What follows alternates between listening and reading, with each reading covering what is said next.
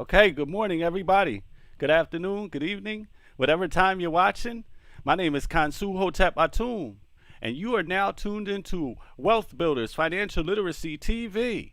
And I do apologize. I should be spending more time giving some love to my YouTube channel. I haven't been on here as much lately, but I did want to do a continuation of the last stream I did, which was called Pay Yourself First. So this is Pay Yourself First Part 2. The idea of pay yourself first, especially for those who missed my first stream, pay yourself first simply means that a part of all you earn is yours to keep. And there's a great book that talks about this called The Richest Man in Babylon. And in The Richest Man in Babylon, they're taught to keep at least 10% of all the money they make. Now, some of you may be familiar with tithing at church. Similar, right? Similar. You're taking 10% and you're putting it towards something. Well, in this case, you're taking 10% of your money and you're putting it towards yourself. You're taking 10% of your money and you're putting it towards yourself. Okay, you're paying yourself before anybody else. Now, it doesn't have to only be 10%. In fact, in China, many of the young men, before they buy their first house, put as much as 50% of their total income. Are they making a lot more than you? Not always. It's about discipline. And discipline is the key to paying yourself first. Discipline and habit forming.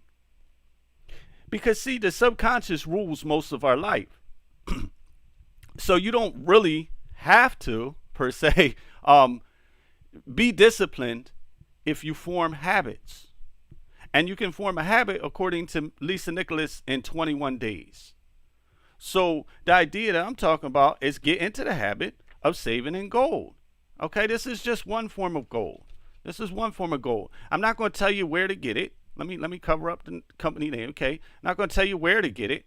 You can contact me. I'm going to leave my number, and if you want to get a hold of me and find out more, that's fine. But the idea is you take 10% of your income and you put it into a safe and appreciating asset. And one asset you're always going to hear me talk about is a tier 1 asset. It's been a source of wealth for over 5,000 years. It's never lost its value. It is actually real money. See, one thing we have to take a look at when we talk about this real money thing is the dollars. The dollars that you hold in your pocket are not real money. You think they're real money, right? Because yes, you can go to the store. And yes, they do have some value. Yes, you will be able to get something done. But here's the thing. They're constantly losing their value. Why do they lose value? Why does money lose value? Does anyone know? If you're on here, you can chat, you can text in the chat. Why does money lose value? It's a great question. Well, I have a great answer. Money loses value because it's not attached to anything. What does that mean? It means it has nothing backing it. Is that a surprise to you? It was a surprise to me. And there was something that used to back it. So let's rewind a little bit. Let's go back to find out how we got to where we are.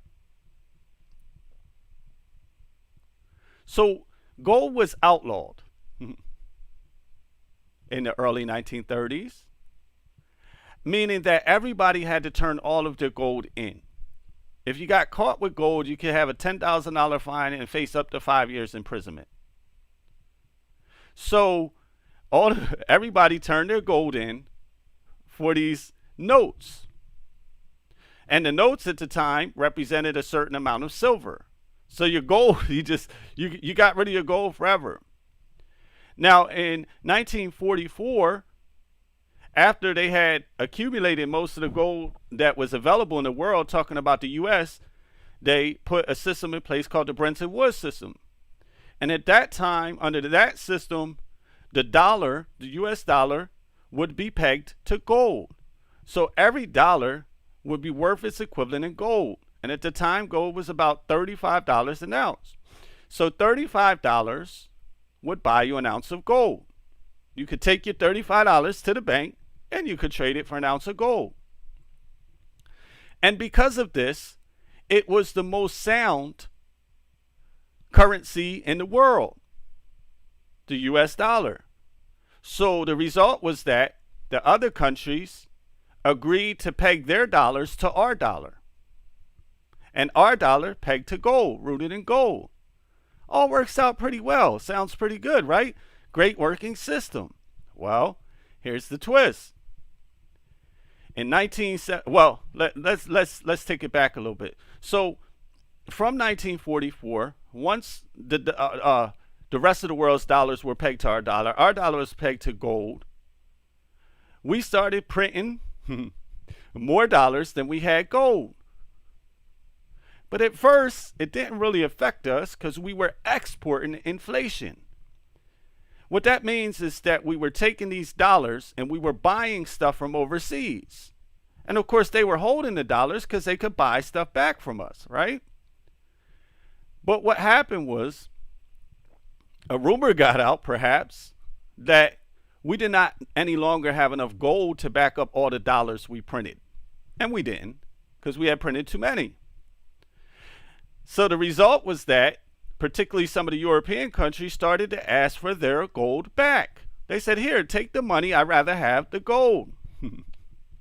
Well, resultably, Richard Nixon in 1971 was put into a very interesting scenario.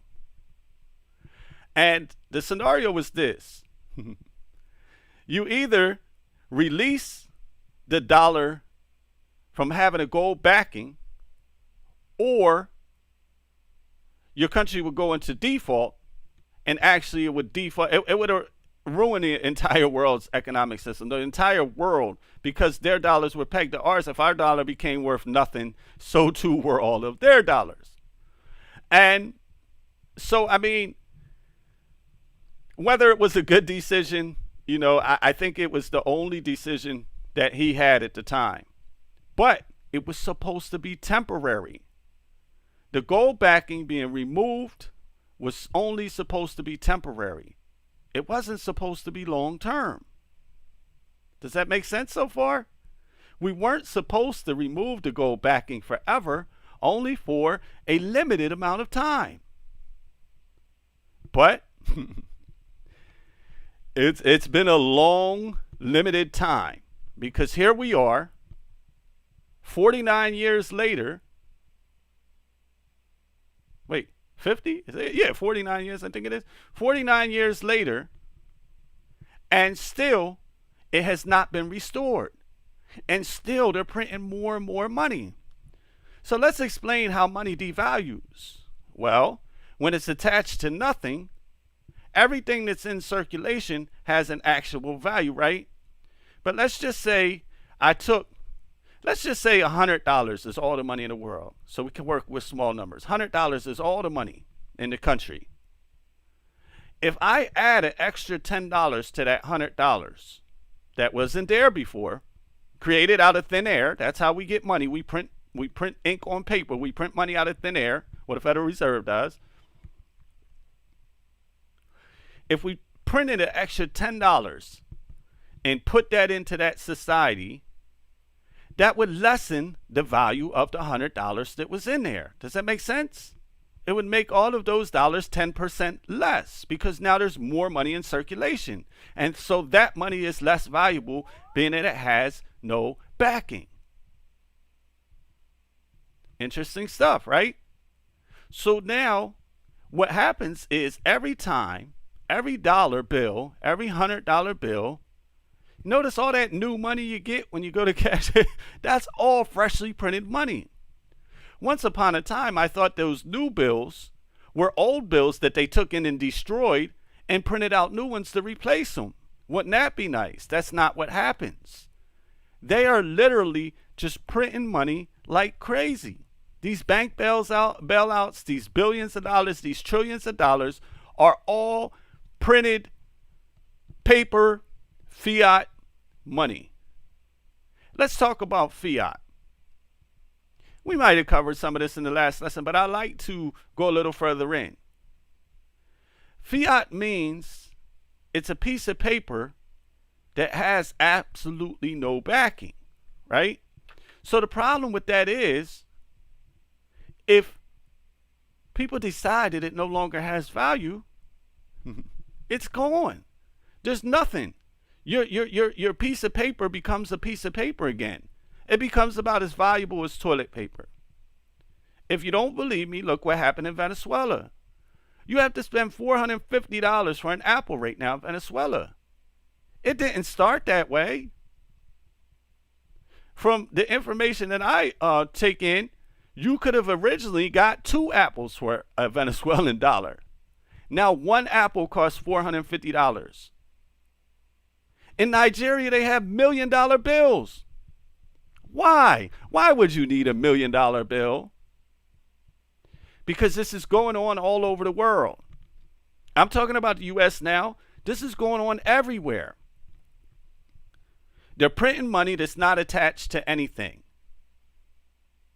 I guess they do this because they can print as much as they want. If your money has to have a backing, okay, then you run into a little bit of an issue. Because if once you print as much money as you have that backing, that's all the money you have. What if you need more money? What if you're going through some economy problems? Your country's having some issues. Well, you got to figure it out. But under this fiat system, if you're going into debt, if you're having issues, you can just print more money. Isn't that wild? I mean, and this is real. I don't know how this stuff became legal or why people are allowed to do it, but the fact is they are doing it. Okay, they are doing it. And so it puts us in a very interesting situation because we're told to save money. So when I tell you to pay yourself first, you're like, okay, I'm going to take 10% of my money and put it in a shoebox or put it in a bank or put it, wherever. I'm going to put it somewhere. The problem with that is every day that money is losing value. Every single day. There's a silent thief. That silent thief is in the room with you right now. He's actually in your pocket. He's in your wallet. He's in your bank account. He's in your shoebox. He's wherever you put your money at. I don't know why I'm calling him a he just for today. So that silent thief has a name. It starts with an I. Come on, if everybody knows where I'm going. Does anybody know the secret name of the silent thief? I can tell you. His name is inflation. Inflation. And inflation is majorly in part because more money is printed with no backing. Now, of course, there's a natural rise in the cost of goods. But that's not why it costs so much more to buy a good now. That's not why it would cost $450 to buy an apple when you formerly could have bought 2 apples for $1 in the same currency. The cost of goods did not cause that. What caused that is the irresponsible, continuous printing of paper, or what we call money. But it's not money. It's a currency. Real money is gold. Gold is money. Paper is currency. Paper has no value but what the government whose stamp is on it says it has. For instance, if a country went under, what would their dollar then be worth? Nothing. Right? And so we risk the same thing here. In fact, well, let's take a look at this. In this country, there were fiats before ours. There were fiats before ours. And one of the most recent before this dollar, I believe, was the Confederate dollar. Do you know what happened to the Confederate dollar? Does any of the historians on here know what happened to the Confederate dollar? It reached its intrinsic value, which was zero. Do you know what the intrinsic value of the US dollar, the euro, the rand, the peso, the yuan? Do you know? The intrinsic value is zero. And that's why you have countries like China and Russia aggressively pushing towards a digital national currency. And I'll tell you this, the US better catch up. Or that's a whole nother story. I don't want a country bash, especially my own country. But I'm upset with some of the way things are going. Next, we have to find a way. Well, first, we have to find a way to protect ourselves from that inflation. Otherwise, the money we're saving, we're losing. You might be losing it as fast as you're saving it. So you're working, you're trading your irreplaceable time for money, currency, and that currency will not hold its store of value into the future, which means it's not the real definition of money, right? Money is something that holds its store of value and will be worth as much or more in the future as it is today. Greater or equal to. Well, the reality is it's not even going to be lesser equal to. It's just going to be lesser. The value of your dollar is going to lose some of its value. And it does it every single day. And when stuff happens, like with this COVID, with these protests, with everything that's going on, all of this has an effect. So another thing I want to say is it's important to diversify our financial portfolio. And for me, my financial portfolio includes gold and cryptocurrency. And I do have a stake in the Gold Standard Bank for its pre-IPO once it's launched.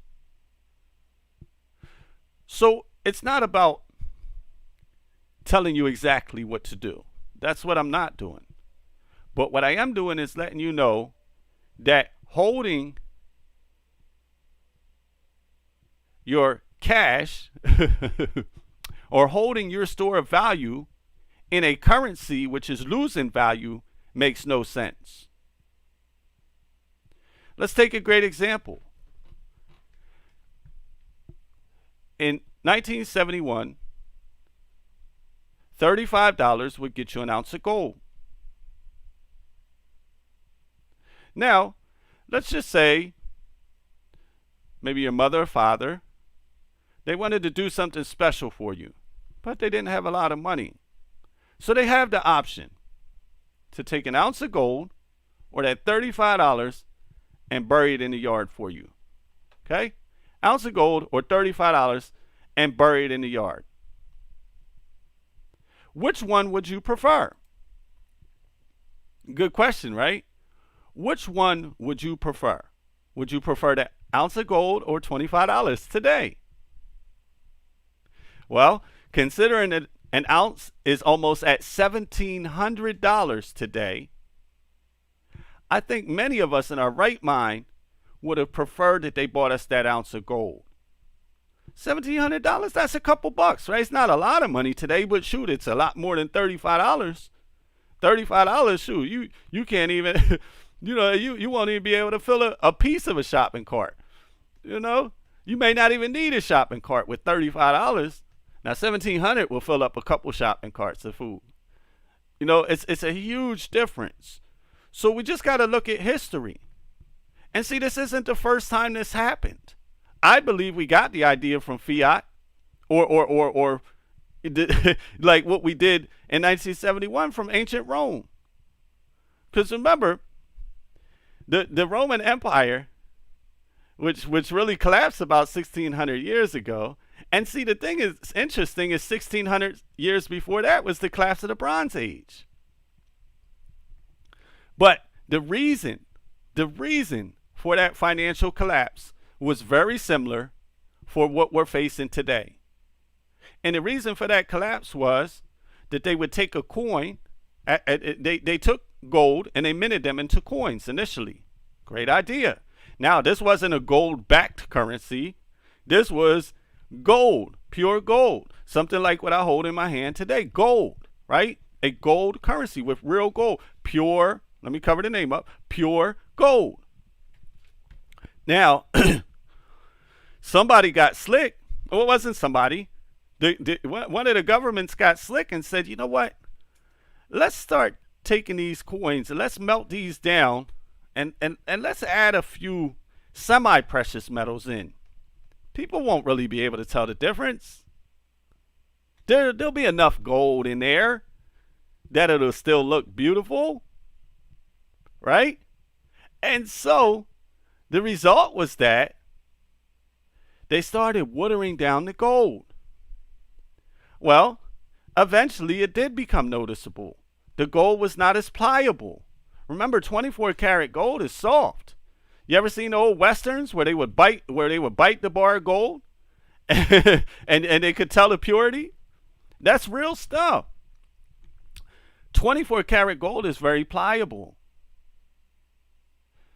And so what happened was people started to notice it wasn't as pliable. It wasn't quite as shiny. So what the shopkeepers started doing is they started hoarding the real coins and putting the rest of the coins, the partially fake coins, back into circulation. This eventually helped lead to the collapse. Now, that wasn't it. They also had this never-ending war going on that they were trying to pay for. Does that sound familiar? They had this ongoing war that they were constantly paying for. There were several factors, but one of the big factors was that they mixed the pure gold with other semi-precious metals so they could make it into more coins. Very similar what they're doing in fiat, but see, fiat is even worse because they don't have to water it down. All they have to do is print more. So right now in the U.S., there's a mint in Philadelphia. And right now it's printing $100 bills faster than I could count them. And all of those are going to be handed to somebody in these next 2 weeks when they come to cash their check. And all of that extra money that's been pumped into society has devalued the money that we have. So when I talk about paying yourself first, you really need to know what to do with the money that you're paying yourself so that it will maintain its value, right? You want it to maintain its value. Otherwise, it's not money.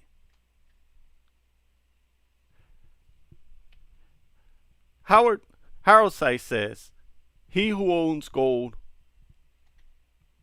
always has money, right? I believe I could be misquoting it.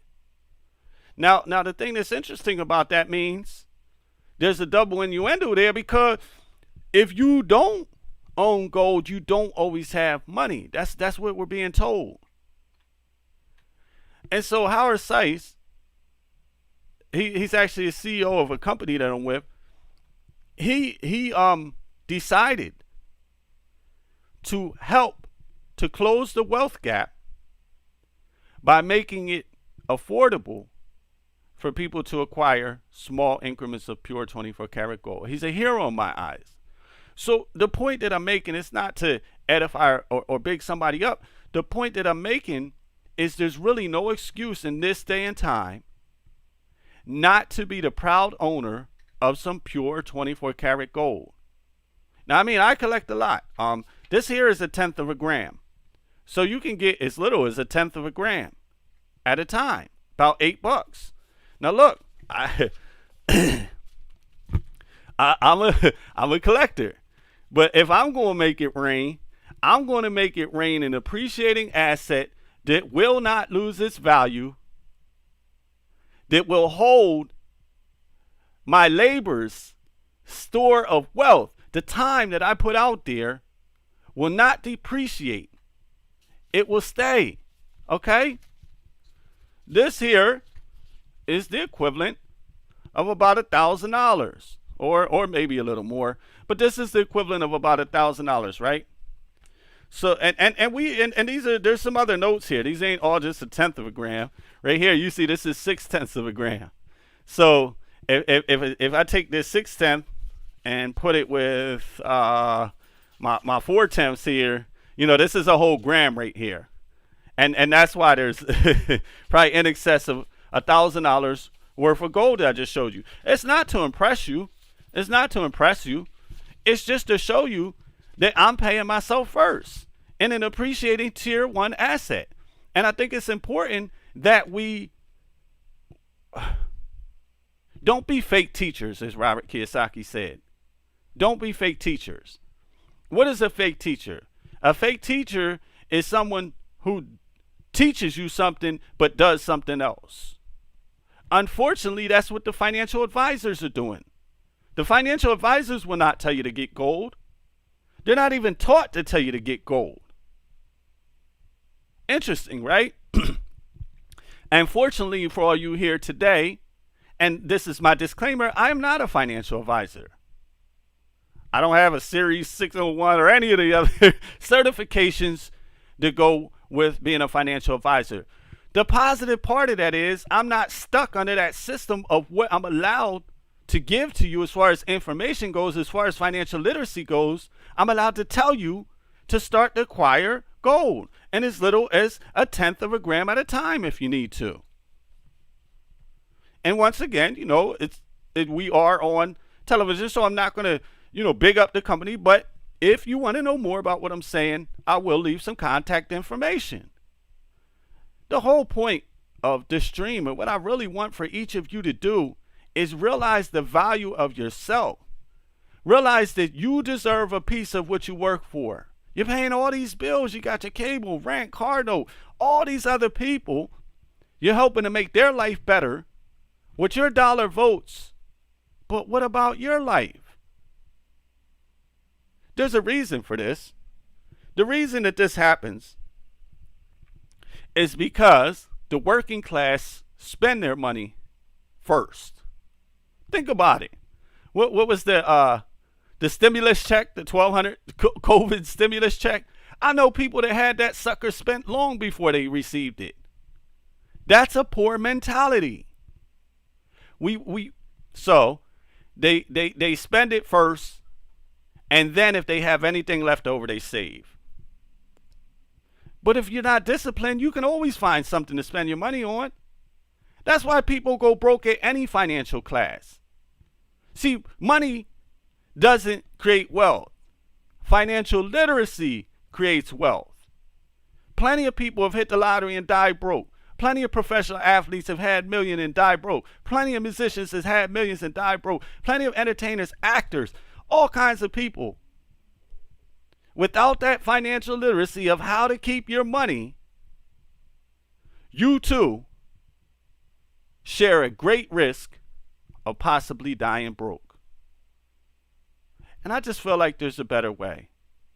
I know there's a better way, but it starts with financial literacy. So I'm going to recommend 2 readings: The Richest Man in Babylon and Think and Grow Rich, Napoleon Hill. Okay. Think and Grow Rich is Napoleon Hill. And then also The Richest Man in Babylon. Grab those 2 books, pay yourself first, convert that money you pay yourself first with into a tier 1 appreciating asset that will be worth as much or more in the future than it is today. And you will find that obtaining, maintaining wealth, and even pushing a generational legacy of wealth is not only within your grasp, but it's easier than you ever thought it would be. My name is Kansu Hotep Batum. Thank you for tuning in. Any people watching on Philly Can, thank you. Anybody watching around the world, thank you. It's a beautiful day to be alive. It's definitely a wonderful day to be in this company I'm in. I love you all. Peace. And I'll see you on the next stream, y'all.